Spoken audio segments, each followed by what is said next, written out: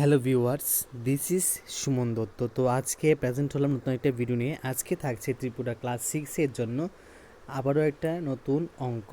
তো ক্লাস সিক্সের জন্য চ্যাপ্টার 2 থেকে, ঠিক আছে, কোথা থেকে? চ্যাপ্টার 2 থেকে আমি আজকে 1 নাম্বার প্রশ্নের উত্তর দিচ্ছি। আর এটার পেজ নাম্বার হলো 15। কত? Page number 15।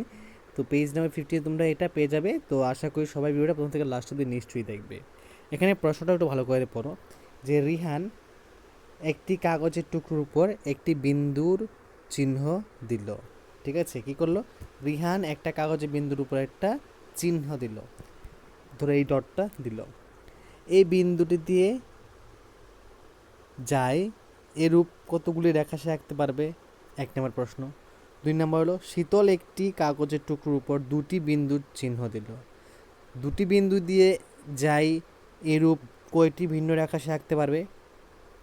তারপর 3 নম্বর হলো তুমি কি রিহান এবং শীতলকে তাদের উত্তর বের করে দিতে সাহায্য করতে পারো? এখন এখানে একটা ছেলে হলো রিহান আর একটা হলো শীতল, ঠিক আছে। তো দেখা যাক উত্তরটা কি আছে। উত্তরটা তোমরা লিখবে যে রিহান একটি বিন্দু দিয়ে অসংখ্য রেখা অঙ্কন করতে পারে, ঠিক আছে। আর শীতল বিন্দু দুটি দিয়ে একটি মাত্র রেখা অঙ্কন করতে পারে। মানে রিহান একটা বিন্দু দিয়ে কিন্তু অসংখ্য রেখা এদিকে এদিকে এদিকে এদিকে এদিকে এদিকে এদিকে, ঠিক আছে। কিন্তু ওই মোমেন্টে শীতল যদি দুইটা ডট দেয়, এখানে একটা এখানে একটা, তাহলে সে শুধুমাত্র একটাই রেখা আঁকতে পারবে, অন্য কোনো রেখা সে আঁকতে পারবে না, ঠিক আছে।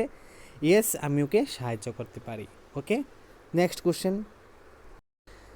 দেখো কোশ্চেনটা একটু ভালো করে দেখো, ভালো করে বুঝো।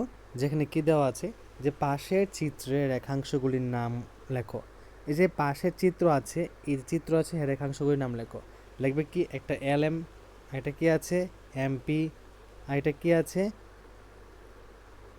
এটা এমপি, এটা কি আছে পি কিউ, আর এটা কি আছে কিউ আর, ঠিক আছে। এটা হলো রেখাংশ, ঠিক আছে, লিখে দিলাম। তো এই 5টি বিন্দুর মধ্যে কোনগুলি ঠিক এক রেখাংশে রয়েছে, কোনগুলি দুটি রেখাংশের উপর রয়েছে, চলো আলোচনা করছি। আমি যা লিখে দিয়েছিলাম, ঠিক আছে, স্ক্রিনে। তো রেখাংশগুলি হলো আর কিউ, কিউপি, পিএম, এমএল। ওকে, শুধুমাত্র এল ও আর বিন্দু দুটি একটি রেখাংশের উপর অবস্থিত এবং এম পি কিউ বিন্দু দুটি রেখাংশের উপর অবস্থিত, মানে দুইটি। মানে এল আর আর যে আছে শুধুমাত্র একটা রেখার উপরে সে ডিপেন্ড, কিন্তু বাকি যে এম পি কিউ আছে তারা কিন্তু দুইটি, তিনটি, সরি, যে এই যে তিনটি আছে, সেই তিনটি দুইটি রেখাংশের উপর অবস্থিত। ওকে, এখন নেক্সট কোশ্চেন। দেখো প্রশ্ন কি করেছে যে এটা পাশের চিত্রে, ঠিক আছে, পাশের চিত্রে দেখানো রশ্মিগুলির নাম লেখো। এই রশ্মিগুলি প্রতিটি প্রারম্ভিক বিন্দু কি? টি। ভালো করে প্রশ্ন দেখো যে পাশের চিত্রে দেখানো রশ্মিগুলির নাম লেখো। এই রশ্মিগুলি প্রতিটি প্রারম্ভিক বিন্দু কি? টি। এই যে চিত্রটা, ঠিক আছে, এর প্রতিটি বিন্দু কি টি কি না সেটা আমরা এখন আলোচনা করব। ওকে, তোমরা উত্তর কি লিখবে?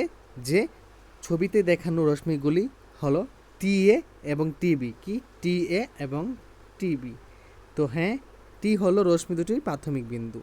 তো তোমরা সবাই আবারও বলছি যে এটা পেজ নাম্বার 15-এ পাবে।